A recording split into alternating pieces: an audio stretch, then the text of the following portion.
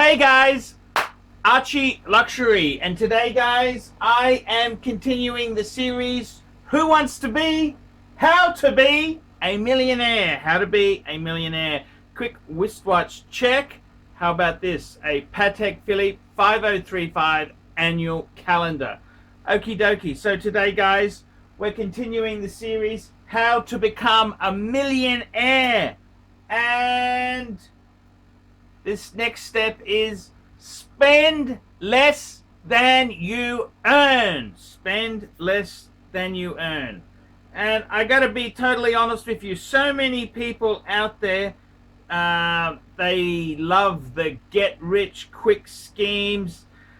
They love all these fancy wancy systems and programs out there. The honest truth is, the answers are often, they're rehashed and revigorated. There's many guides and books that you read there, but basically the fundamental thing you must remember is whether you're earning a lot of money or a little bit of money, it's really how much you save is the key part of the equation. In fact, there's some amazing stories, two amazing stories that I got from my old man. He had an army, a very senior army officer. I think he was a lieutenant colonel, very high ranking military officer on good money, very good money. And it's quite disappointing when you looked at his financial situation. He had a house which he had to sell. It was in a middle class suburb. He had to sell because he was short of money. He had a leased BMW. The kids were at private school and he had probably $20,000 in savings, which is, for a guy in his early 50s, that is absolutely nothing. He had another house he was renting in Canberra, and it's one of these things. He's earned a lot of money, but he's had upper middle class expensive private school education for the kids. The wife, of course, didn't work. Well, she actually ended up getting a part-time gig, but they needed the BMW on. Well, it was actually an older BMW now. It was still had a small little bit of finance on it. So, there's other stories where people have had just a menial job, a cleaner or a painter or a candlestick maker, and they ended up just buying one property, another third property, a fourth property, and before you know it, they've got 15 investment houses. Now, the thing is, you might say, well, a lot of people go through life and they think to themselves, I don't want to just, you look at some people who've done well. I know a lot of Vietnamese people, and they've been extremely tight on expenditure. A family has lived in a house. Well, they've rented rooms out still. I had other families living there, other brother or cousins, and they've really nickeled and dimed. And although that's not the way you may want to live, you've got to appreciate this. At the end of the day, you don't necessarily need the high status job to become wealthy, okay? You don't necessarily. The most important thing is that you need to save. Spend less than you earn, which gives you a surplus, and that surplus, we'll talk about in another video, allows you to do things with that surplus money, i.e. investing.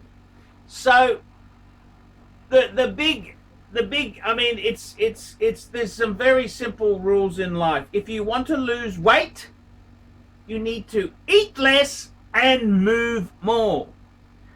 If you want to become rich, you need to do everything you can to earn more money and spend less money, therefore you'll have a bigger surplus. So this is, I mean, it doesn't matter how many fancy-wancy gurus or things you look into, it's all very simple. You have to spend less than you earn. Spend less than you earn. If you spend more than you earn, it leads to a trouble. And this is the whole thing. You look at some famous celebrities, musicians like Elvis Presley, rock stars, David Cassidy, and what a lot of these people have done is they've earned a lot of money, however they've spent slightly more money than they earned. Well, a lot more, and this has led to big problems. So in many ways there, it doesn't matter how grandiose the guru you're consulting for investments or any financial advisor or fancy-wancy things. At the end of the day, you basically need to spend less than you earn, which gives a surplus. Now, we'll talk about what you have to do with the surplus in another video, but the whole premise is you've got to spend less than you earn. And the funny thing is, you don't need to be in super huge money. You don't have to earn $250,000 to, well, it helps. Obviously, if you earn big money, it really does help. You theoretically should be able to have a bigger surplus than somebody who's just surviving with just the bare necessities. So nothing can be said more. You've got to spend less than you earn. And, you know, people, the word budget, you do a budget and you want to see, I don't think look, budgets are very handy to have. You don't have to have it in stone. I will spend this much or spend that much. What I've kind of done is that I've become extremely stingy. I don't buy a lot of flamboyant expenditure. For example, the curtains or the carpet, I make sure it's well and truly worn before replacing. The clothes, I make sure the collars are well and truly, they're worn out. And then, after they're worn out, I will charge for a super chat on a live stream where I can rip the clothes apart. It's great footage, it's great YouTube, and I'm paid to destroy the shirts there. Spend less than you earn. Very simple concept. Now, you've got to do sensible things with the money you make there. Evel Knievel. I remember watching a documentary on Evel Knievel, the motorbike stunt guy, and he said at one stage he was earning 38 million US a year in the 70s, but he was spending 39 million. So that's not a good way to be in there. Spend less than you earn. This is a very important thing you need to do. You want to become a millionaire, you've got to build a nest egg. Now, we'll talk about what you advisably should do with that. But, these gurus here, there is no way you can sugarcoat it. If you want to lose weight, you've got to eat less, and you need to exercise, burn that fat more. It's a simple case of mathematics. See, everyone wants a sexy answer, an easy, sexy answer. Unfortunately, it doesn't quite work that way. So spend less, because it allows you to have a surplus. If you've got a surplus, then it gives you money to invest. And, one of the best things you can do is get rid of high interest consumer debt, credit cards, payday loans. Nobody in their right mind should be tapping into these things. Payday loans, credit cards, double-digit interest rates. I mean, seriously, anything in double-digit is really a problem. Per annum, we're talking. Per annum. So you've really got to You've got to be sensible. You've got to be sensible. Spend less. If you want to become a millionaire, you've got to spend less money than you are earning. Now, the thing is, sometimes, of course, life doesn't do this. I mean, it's all very easy to give you these simple formulas and say, spend less. Of course, of course. Well, what do you do when you've had unexpected bills, unexpected medical bills, or a car repair or a house repair, which, well, you sometimes just got to suck it up and pay the money. I remember in my last marriage there, I had a situation. We just bought the house. After I'd paid child support, the mortgage, food, and some costs, I was actually down $500 to $600 a month.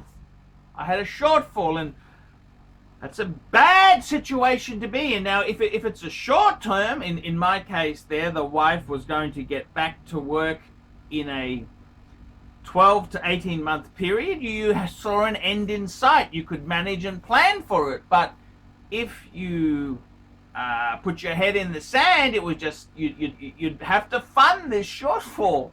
So that's what happens. You can be in conservative mode. I remember one time when I was in this mode, my step brother was having a birthday, and my dad said, "Oh, come down to the tavern, the local RSL club, and have we're going to have a lunch with him. We just pay for your own. There's no worries." And I said, "Hang on a minute, Pop. Hang on a minute, indeed." I said, "That's going to cost." I had two babies. They don't eat anything but me and my wife. I said, "That's going to cost us $120 easily with drinks." I said, "Forget it, Charlie. Forget it. I don't have $120 to waste." So even though I was going backwards, I made sure I slowed the backwards. This is the whole thing. The premise: spend less than you earn, cannot be overemphasized, because, you know, admittedly, we have emergency funds at times and contingency plans. Well, I understand sometimes you've just got to do that. You've got to be a man and pay the bills. But you can't just be in endless wonder going backwards, backwards, backwards. Eventually, these pipers need to be paid. They need to be paid. Spend less than you earn is very, very important. Very, very. Doesn't matter how many gurus you go to, this thing cannot be emphasized. To be able to invest, to be able to reduce debt, get out of a bad situation, you have to spend less than you earn to put money back. This is the reality. It's the reality of life. And it's not always pleasant. It's not always easy. There's no sexy magic wand.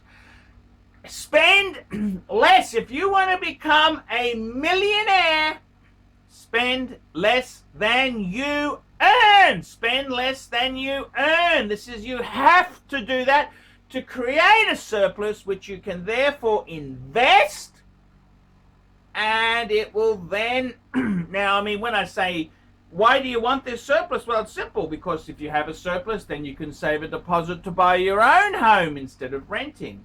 If you have a surplus, you can then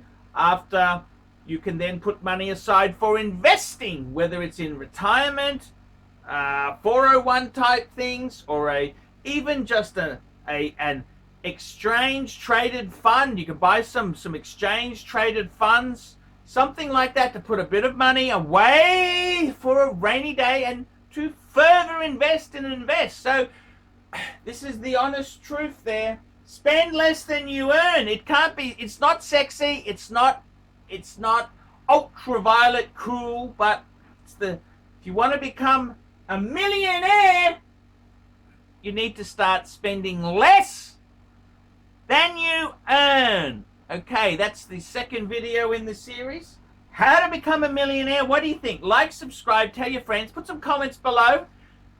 And if you really think this series is good, I need some funding. This is a video, I'm trying to get some funding, and I'll make more videos in the series. No funding, it'll just dry up. So guys, tell me what you think. I'm Paul Pruder on the ArchieLuxury channel. Tell me what you guys think of that. Hi guys, ArchieLuxury, and who do I recommend in America? In America, who do I recommend for quality pre-owned wristwatches? David SW, David SW, David SW. Go to davidsw.com. He is the best, the greatest pre-owned dealer in all of the United States of America. David SW, David SW, David SW.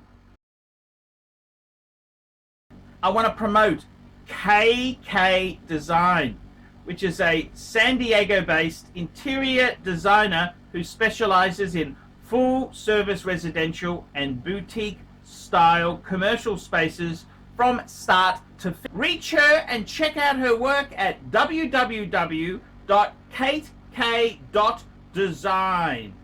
Kate K all the way. I want to introduce a new company. This is Fame City Property Solutions. That's correct. They're located in Northeast Ohio. And Fame City Property Solutions replaces non-efficient lights with energy-saving LED lighting. Now, I got to tell you, the guys at Fame City, they will install energy-saving LED lights at office buildings, commercial warehouses, home improvement stores, grocery stores, schools, parking lots, and other residential homes. Now, you can email these guys at famecitypropertysolutions@gmail.com. That's all one word there. famecitypropertysolutions@gmail.com.